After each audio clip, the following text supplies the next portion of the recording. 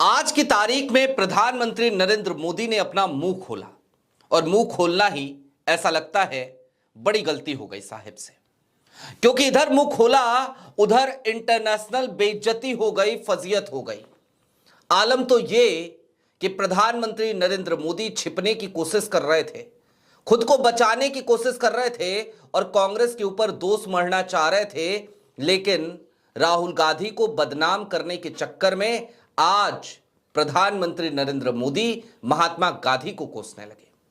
उन्हीं महात्मा गांधी को जिनके सामने वो शीश नवाते हैं, पता नहीं सच में नवाते हैं, दिल से नवाते हैं, दिल से झुकते हैं महात्मा गांधी की तस्वीरों के सामने, या फिर कि वो एक ढकोसला है।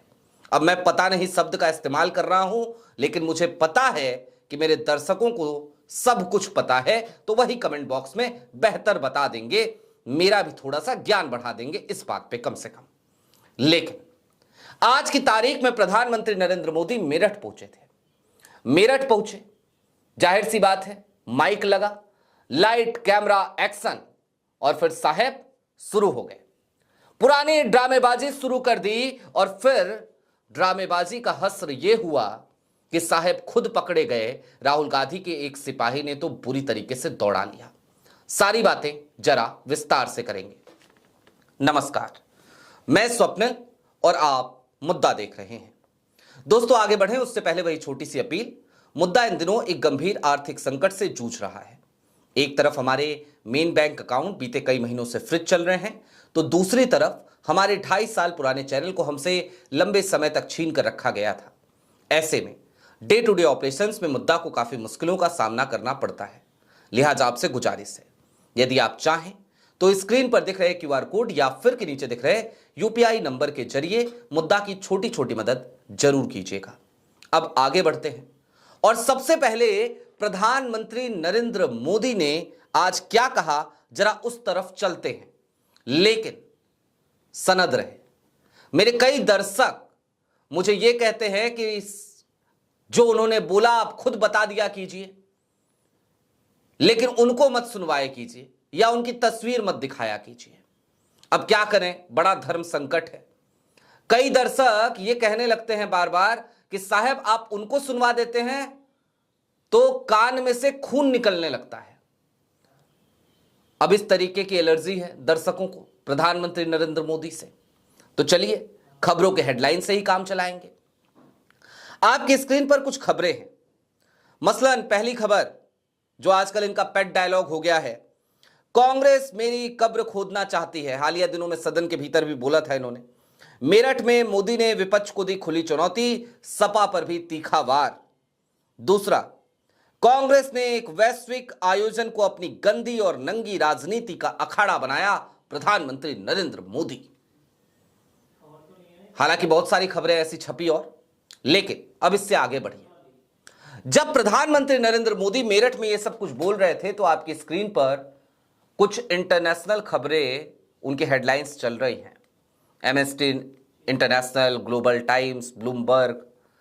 इंटरनेशनल बेइज्जती हो रही है, थूथू हो रही है, फजीयत हो रही है, और प्रधानमंत्री नरेंद्र मोदी को कांग्रेस कांग्रेस करने से फुर्सत नहीं है। दूसरा, इन्होंने आज कांग्रेस को कहा कि कांग्रेस नंगी राजनीति कर रही है। किस बात पे? यूथ कांग्रेस वहां गई, उसने प्रोटेस्ट किया इस बात पे। हालांकि इंटरनेशनल मीडिया में वो खबर बनी ही नहीं है, कहीं नहीं बनी है। कहीं किसी अखबार ने यह नहीं छापा कि अपोजिशन पार्टी ने इस तरीके से आकर के एआई समिट को डिमोलिश करने का काम किया। हर जगह छपा क्या है जानते हैं? कि भारत सरकार अपने एजेंडे को सेट करना चाह रही थी और वो उसमें फेल हो गई। छपा यह है हर जगह कि मिसमैनेजमेंट रहा है इस समिट में। छपा यह है हर जगह कि भाई साहब का जो एक पीआर वाला स्टंट था ना, वो पूरी तरीके से फेल हो गया है। और यह भी छपा है कि इंडिया इस तरीके से एआई में उन्नति नहीं कर पाएगा। ब्लूमबर्ग ने लिखा है बकायदा। जिस वक्त पे ये सारी खबरें छप रही हैं, इंटरनेशनल बेइज्जती हो रही है, उस वक्त पे मोदी जी को कांग्रेस कांग्रेस करने से फुर्सत नहीं है और उनके सामने बैठे भक्तों को मोदी जी की हां में हां मिलाने से फुर्सत नहीं है। लेकिन मैंने शुरुआत किस बात से की थी कि राहुल के चक्कर में मोदी जी ने महात्मा गांधी को कोसना शुरू कर दिया। क्यों कहा ये, इसके लिए आपको किसी को सुनना पड़ेगा। सुनिए एक बयान। कांग्रेस तो भारत की आजादी के लिए, हिंदुस्तान की आजादी के लिए ब्रिटेन के राजा के सामने भी गांधी के नेतृत्व में अधनंगी गई थी मोदी जी, और अब देश को अंग्रेजों के चाटुकारों से आजादी दिलाने के लिए उस मंडपम में भी अधनंगी गई। आपको क्या दिक्कत है? ना तो आप तब अधनंगे थे, ना आप आज अधनंगे हैं। 10 लाख का सूट पहनते, 10 लाख का सूट पहनने वाले अधनंगे फकीर की नेतृत्व नहीं समझ सकते। लाखों रुपए के चश्मे पहनने वाले लोग देश की व्यथा कथा नहीं समझते, उन किसानों की व्यथा कथा नहीं समझ सकते जिनके खिलाफ आपने यूएस ट्रेड डील की है, उन व्यापारियों की व्यथा कथा नहीं समझ सकते जिनके खिलाफ आपने यूएस की ट्रेड डील की है। चेत जाइए, हिंदुस्तान के अधरंगे फकीरों को सम्मान कीजिए। ये देशद्रोही नहीं, ये लोग देशभक्त हैं। इनका विरोध करने वाले लोग गद्दार भी हैं और देशद्रोही भी हैं।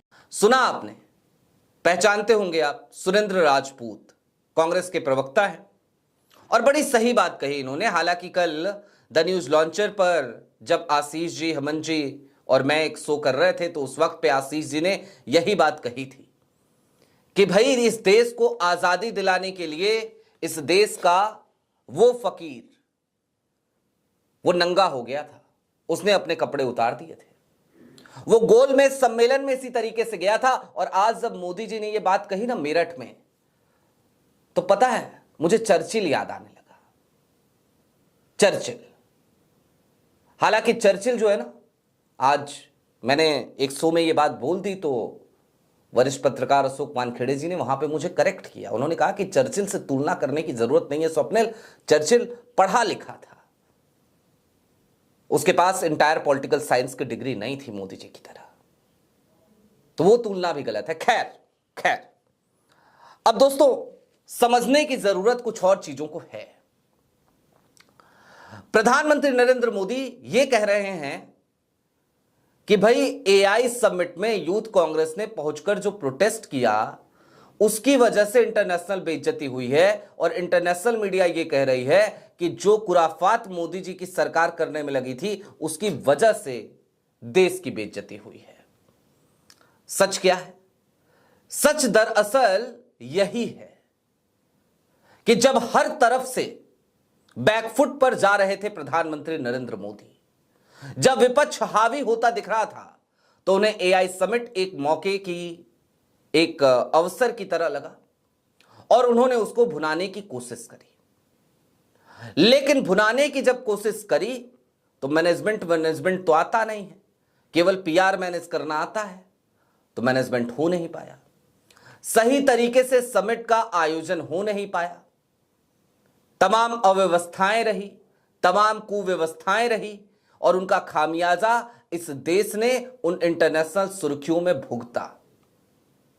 मोदी जी आज मेरठ में लोगों से पूछ रहे थे, लोगों से नहीं भक्तों से पूछ रहे थे शायद, कि एआई समिट हुआ तो आपको गर्व हुआ कि नहीं हुआ? अरे मैं आपसे एक बात कहना चाहता हूं मोदी जी, मुझे नहीं हुआ। होता गर्व, होता अगर वाकई में एआई समिट को सही तरीके से मैनेज किया जाता, अगर उसके परिणाम फ्रूटफुल होते तो गर्व होता।